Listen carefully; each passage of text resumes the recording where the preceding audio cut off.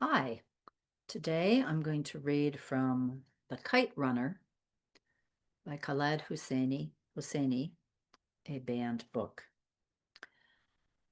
In this passage, he and his father, Amir and his father, are escaping with some other people from Kabul, from the Taliban, inside of a fuel truck, the tank of a fuel truck. Panic. You open your mouth. Open it so wide your jaws creak. You order your lungs to draw air. Now you need air. Need it now. But your airways ignore you. They collapse, tighten, squeeze, and suddenly you're breathing through a drinking straw. Your mouth closes and your lips purse, and all you can manage is a strangled croak. Your hands wriggle and shake. Somewhere a dam has cracked open, and a flood of cold sweat spills, drenches your body. You want to scream. You would if you could, but you have to breathe to scream. Panic. The basement had been dark. The fuel tank was pitch black. I looked right, left, up, down, waved my hands before my eyes, didn't see so much as a hint of movement. I blinked, blinked again. Nothing at all. The air wasn't right. It was too thick, almost solid. Air wasn't supposed to be solid. I wanted to reach out with my hands, crush the air into little pieces, stuff them down my windpipe. And the stench of gasoline, my eyes stung from the fumes, like someone had peeled my lids back and rubbed a lemon on them. My nose caught fire with each breath. You could die in a place like this, I thought. A scream was coming, coming, coming. And then a small miracle.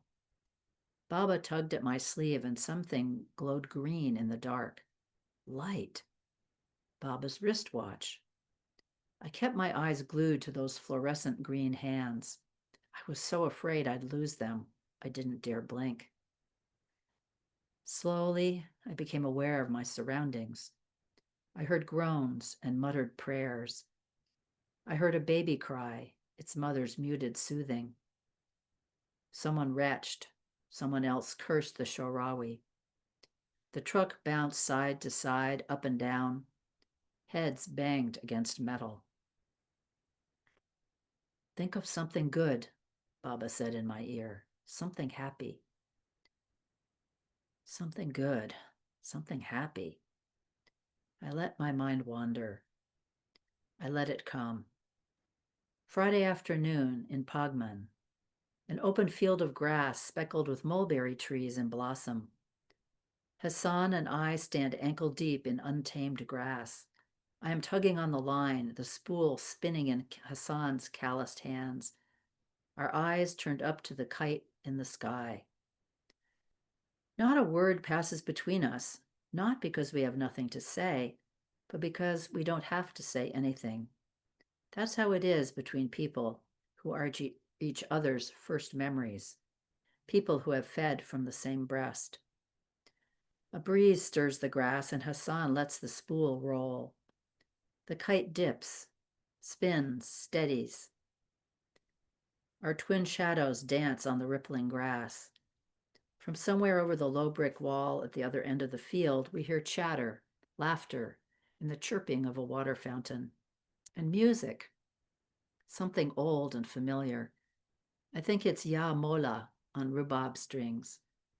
Someone calls our names over the wall, says it's time for tea and cake. I didn't remember what month that was or what year even. I only knew the memory lived in me, a perfectly encapsulated morsel of a good past, a brushstroke of color on the gray, barren canvas that our lives had become.